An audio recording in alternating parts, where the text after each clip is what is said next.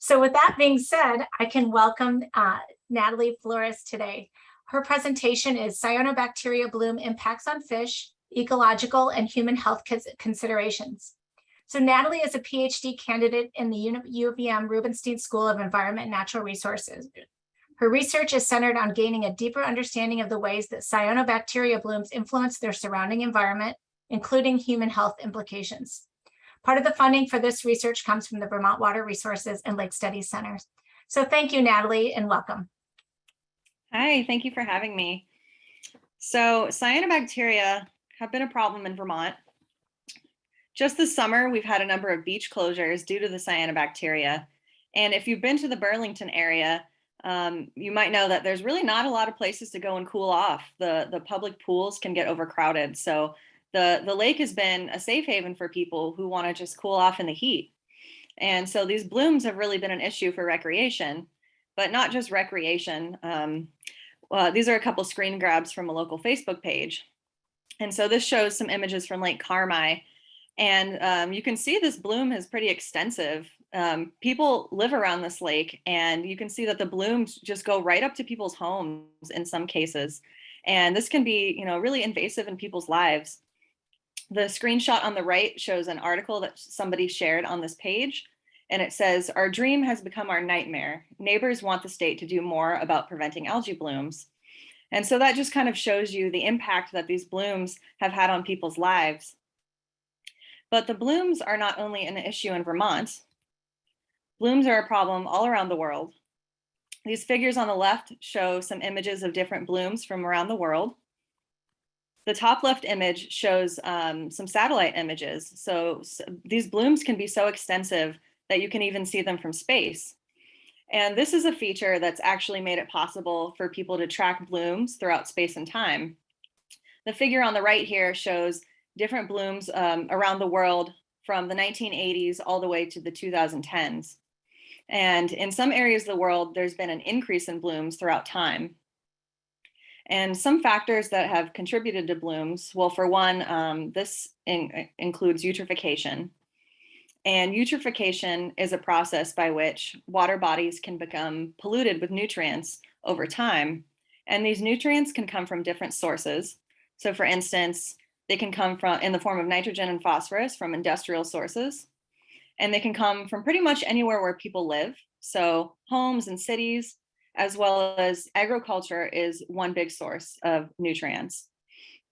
However, some water bodies can become naturally eutrophic due to the surrounding rock basin that can be enriched with certain nutrients that will make it naturally eutrophic.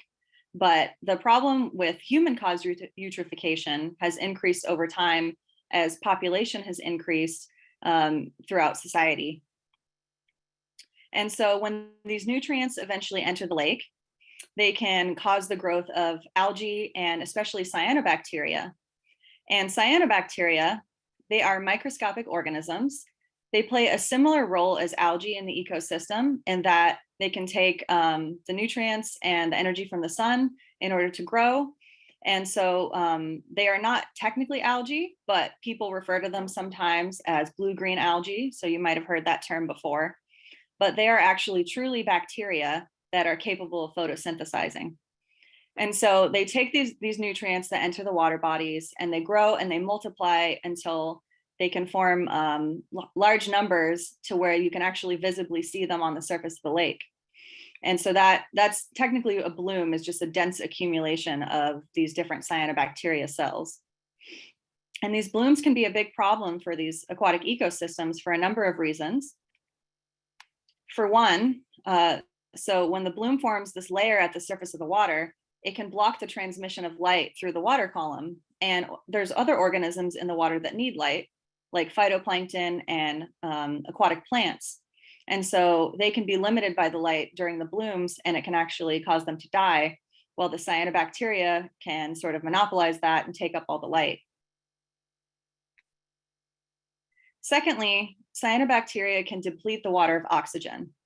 And so water in lakes is in the form of a gas that's dissolved in the water. And so you can think about it like how oxygen runs through our bloodstream. Well, oxygen in the water is needed for the animals that live there. But when the algae blooms occur, eventually these blooms will run out of nutrients, or they can't live indefinitely. So when they do die, their cells will sink to the bottom of the lake, where microbes will decompose them. And this decomposition process uses up oxygen in the water. And if the oxygen is low enough, when it's really low, that is called hypoxia, or it can actually use up the oxygen completely to a point where there's no oxygen in the water. And that's a term that's called anoxia. And so when you have hypoxic or anoxic conditions, then this can result in lake-wide fish die-offs or fish kills, because the fish don't have enough oxygen to survive. But this can also cause another problem. And so when the oxygen is low enough, due to the chemistry in the water, this can cause the release of nutrients like phosphorus from the sediment, which then becomes available in the water to fuel more algae growth. So it's kind of like a feedback loop, with the blooms dying and then the oxygen decreasing, and then nutrients being released back into the water from the sediment. And so these blooms are a big problem because cyanobacteria are capable of producing a diverse array of chemicals. And these are just some of the common bloom forming species shown. These species can produce different chemicals that have been classified as cyanobacteria toxins, or cyanotoxins for short.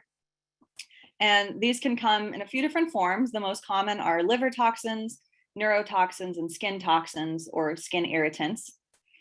And one of the most common toxins worldwide is microcystin. And I'm going to mention this later in my presentation, so don't forget this one. Microcystin is a liver toxin, and it was named after the cyanobacteria called Microcystis, though Microcystis is not the only cyanobacteria that can produce this liver toxin. But microcystin and other cyanobacteria toxins are typically found, if they are in the lake, they would be found within the cyanobacteria cells. So they'll be inside of the bloom. But if the bloom dies, they can then, the cells can release their toxins into the water, where they can come into contact with different organisms. And then secondly, another way these toxins can kind of go throughout the ecosystem are that organisms that are capable of eating the cyanobacteria directly, like some zooplankton and fish, they can then pass these toxins through the food web. And cyanotoxins can have a number of different effects on fish. So they can cause tissue damage and affect different organ systems. They can have DNA damage, and they can also affect reproduction and development. And there's some evidence that younger stages of fish, like larval fish, may be more impacted than adult fish. But we really don't know a whole lot about the long-term effects of these toxins on different species and fish populations.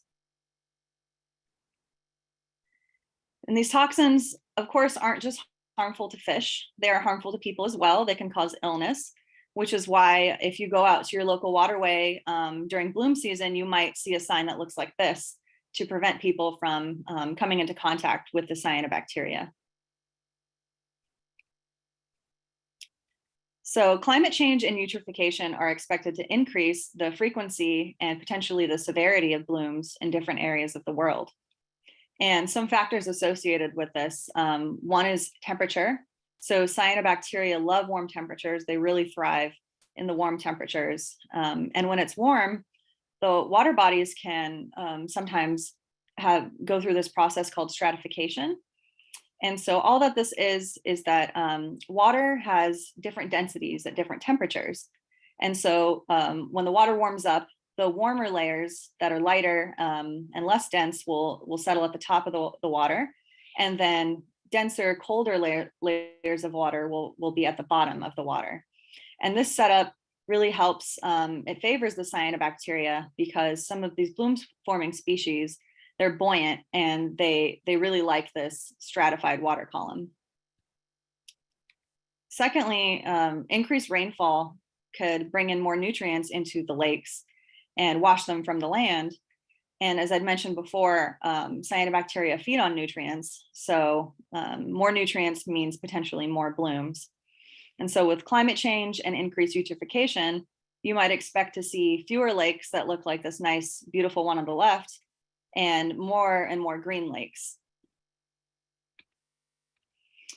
Now, there have been many scientists throughout the world and different government agencies that have been working really hard to try to solve the issues that we've been having with the blooms. But cyanobacteria have been around for a very long time, and it's not likely a problem that we can solve overnight. So while we're trying to live with them and figure out a way to coexist, we need to try to find ways to limit exposures to them.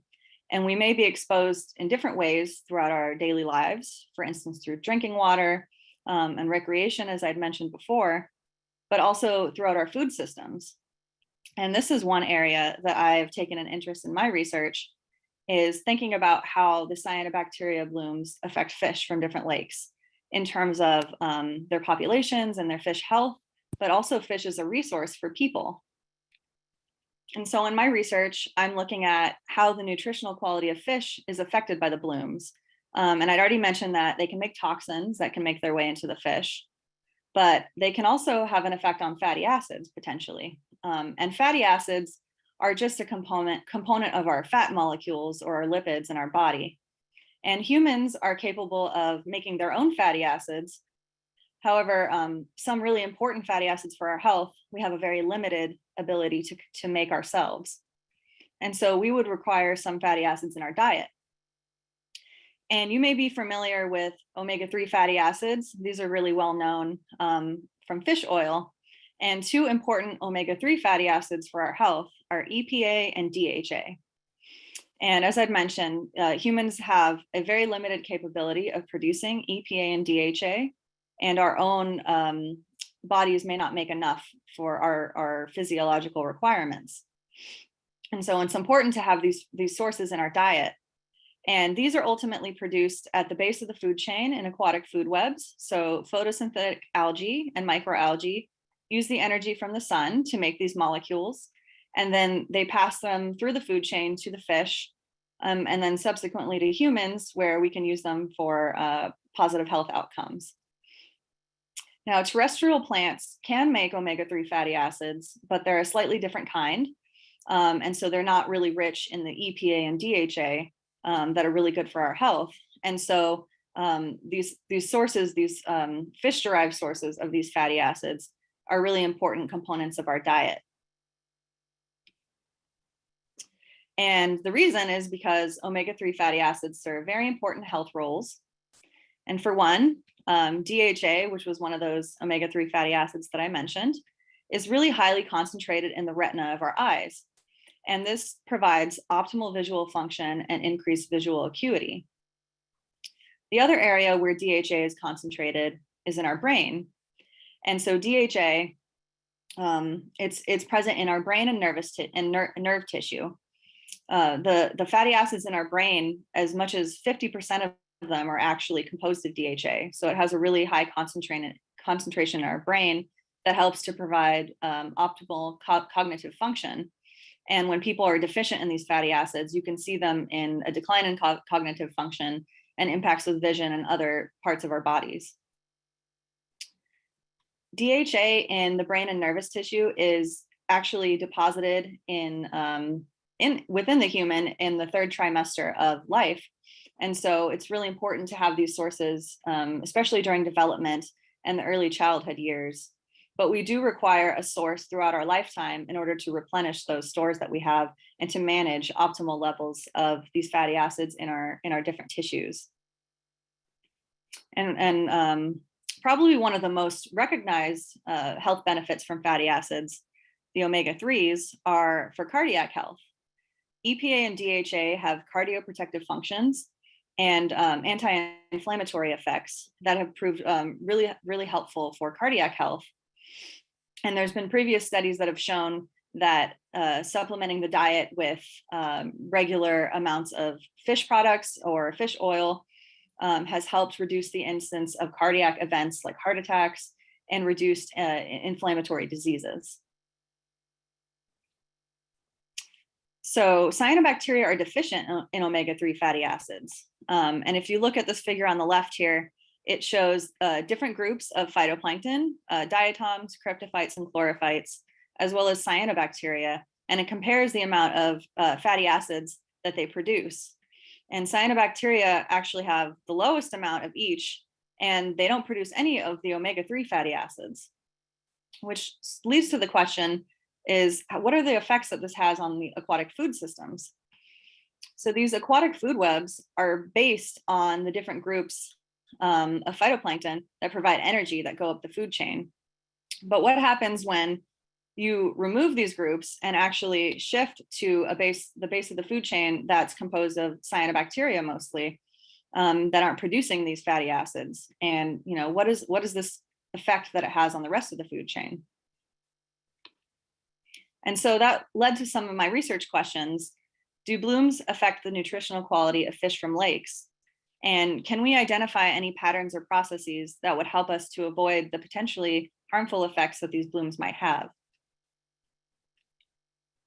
And so in order to study this, myself and my research group, we went and conducted an observational field study on Shelburne Pond. And Shelburne Pond is a shallow eutrophic lake that's located in Shelburne, Vermont. And if you're familiar with the Burlington area, this is about 10 miles south from Burlington. And this lake is the perfect place to study cyanobacteria blooms because they have yearly blooms that look just like this. And so Shelburne Pond, the water of Shelburne Pond is a host to a rich microscopic community of phytoplankton and cyanobacteria. And there's a couple important fish species that I want to mention. Yellow perch, you might have heard of these before. These are popular sport fish throughout North America, and they're widely eaten by people. These fish are carnivorous fish, so they eat other fish as well as invertebrates and zooplankton. Golden shiners are another fish, and these fish are planktivores, so they eat the plankton, mostly algae, but they can also eat cyanobacteria directly. And so in looking at these species of fish, in relation to my research, I'm looking to see how does the blooms at Shelburne Pond affect the fish in terms of their toxins, microcystin specifically, but also their omega-3 fatty acids, EPA and DHA. And so we had a couple hypotheses, and so I'll show a visual representation of the hypothesis as well as the text description. And so a first hypothesis relating to toxins was that golden shiners would have higher microcystin concentrations than yellow perch. And as I mentioned, the golden shiners can eat cyanobacteria directly, so they might have an extra exposure route that the yellow perch don't. And so that was the rationale, was that they might have higher exposure levels to the toxins than the yellow perch. Secondly, we hypothesized that liver has a higher concentration of microcystin compared to the brain and muscle. And I mentioned previously that the microcystin is a liver toxin. And so liver is one target organ for this toxin. And previous research has shown that it is often higher in the liver and lowest in the muscle. We also asked a couple hypotheses in relation to the fatty acids. And so the first is that golden shiners have a lower proportion of the omega-3 fatty acids, EPA and DHA. And the reason being is that golden shiners, they can eat cyanobacteria directly. And so they will likely have fewer food sources of these fatty acids than the yellow perch, who would be consuming other fish and may be able to get that in their diet through their carnivorous diet. And last, we hypothesized that liver would have a higher proportion of EPA and DHA compared to muscle. And in fish, the liver is an important storage organ for fatty acids, and it also processes fatty acids. So thinking that the total fatty acid amount would be higher in the liver, we also assumed that EPA and DHA would then be higher in the liver as well. And so in order to carry out the study, we went to Shelburne Pond from May to October in 2016 and 2017. And we drove out weekly to this buoy, which was located in the northern section of the lake where this yellow X is. And we collected weekly water samples to look for the phytoplankton community composition. And this was done at the University of Vermont. in our off-campus lab, the Rubenstein Ecosystem Science Lab. And using microscopy, you can look at the water samples under the microscope and identify the different groups of phytoplankton and cyanobacteria that are present and tally each of them up and see how their abundance changes over time. We also collected weekly water samples to look for toxins in the water. And these samples were shipped to our collaborator at the University of Wisconsin-Milwaukee, where he was then able to test the water samples for microcystin using liquid chromatography. We collected fish samples monthly using gill netting, and our target was to collect 10 of each species in a size range of about 200 millimeters or about 8 inches or more for each of these species. And so when we collected them, we dissected them to retrieve their brain, liver, and muscle tissue.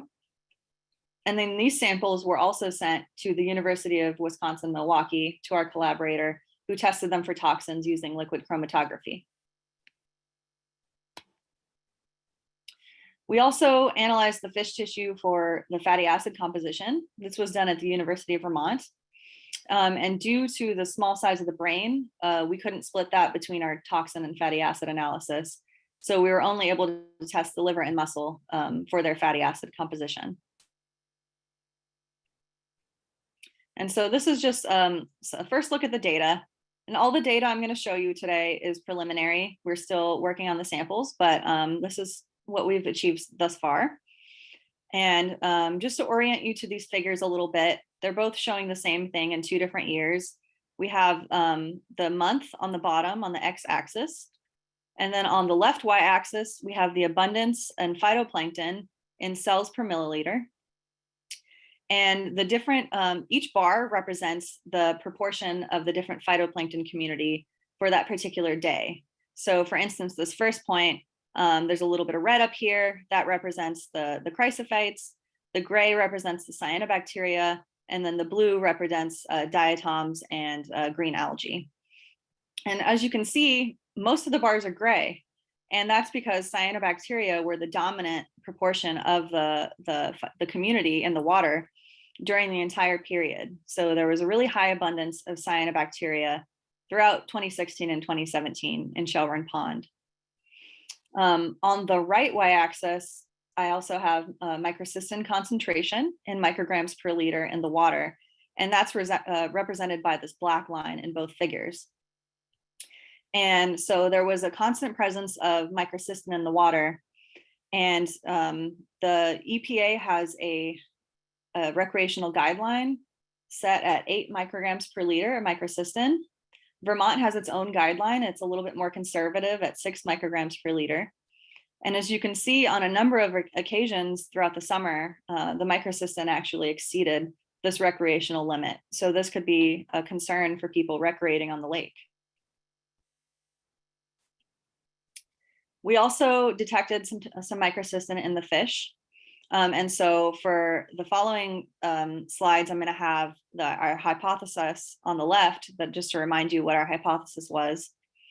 And so we detected toxins in about 40% of the samples that we've tested thus far.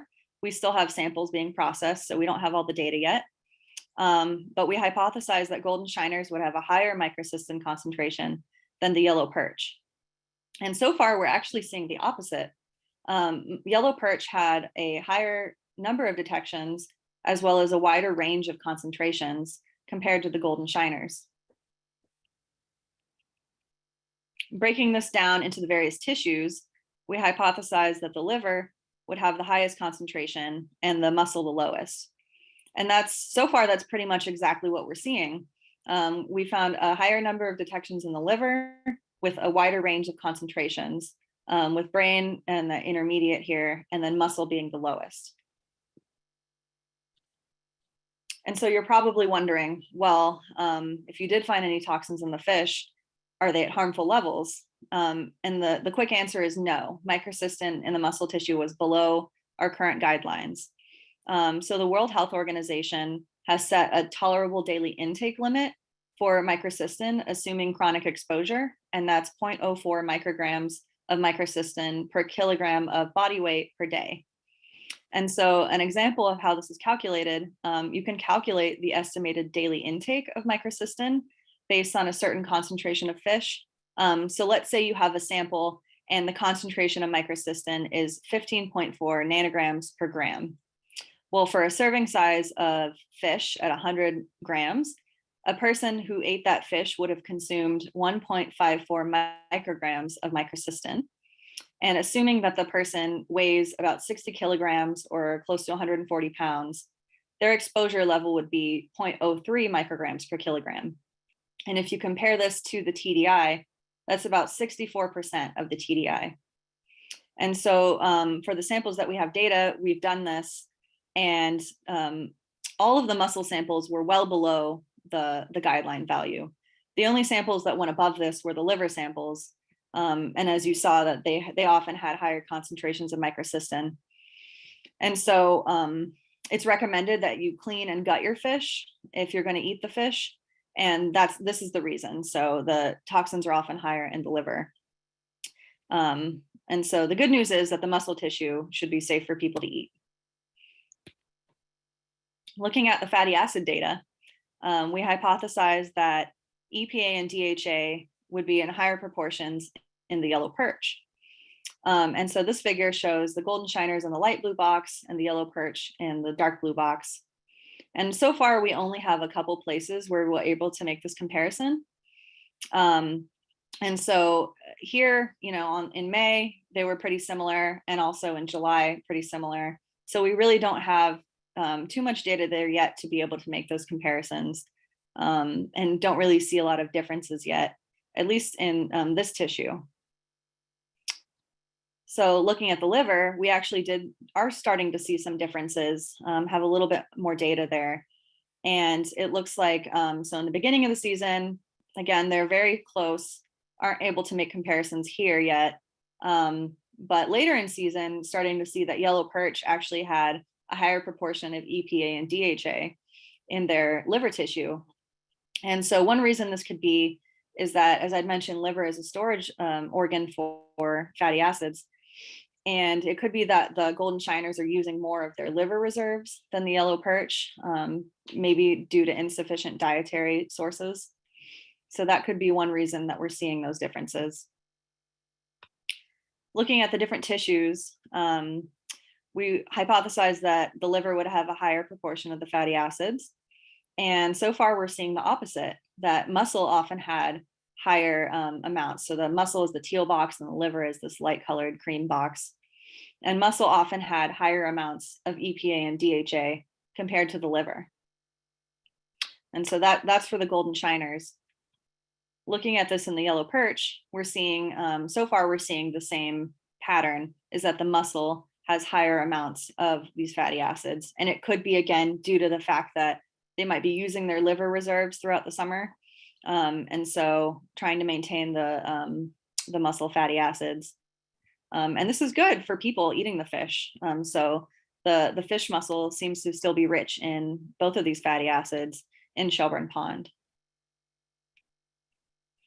And so in conclusion, we found that cyanobacteria and toxins were abundant in Shelburne Pond throughout the study period. We found low levels of toxins in the fish tissues, except for the liver. So it's recommended to clean and gut your fish if you're going to eat it, in order to avoid exposure to those microcystins. And lastly, that muscle tissue of both species was rich in omega-3 fatty acids. So that's good news for people wanting to get those sources from the fish. And as we get more data, we may potentially be able to look into other relationships. Maybe if there's a relationship between the amount of omega-3 fatty acids in the fish and the toxins.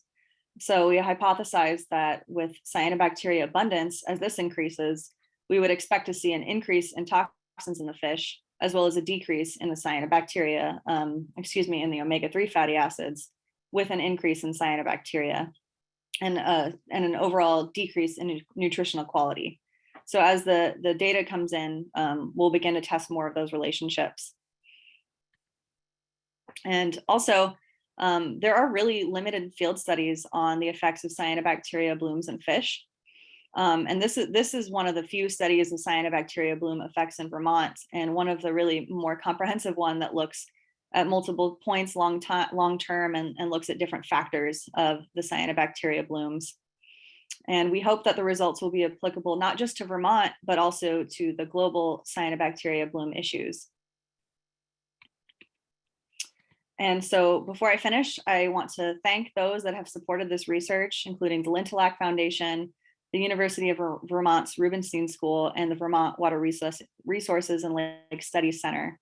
I'd also like to thank those in my lab, the Craft Lab and the Rubenstein Ecosystem Science Lab, as well as my collaborator at the University of Milwaukee. And thank you so much.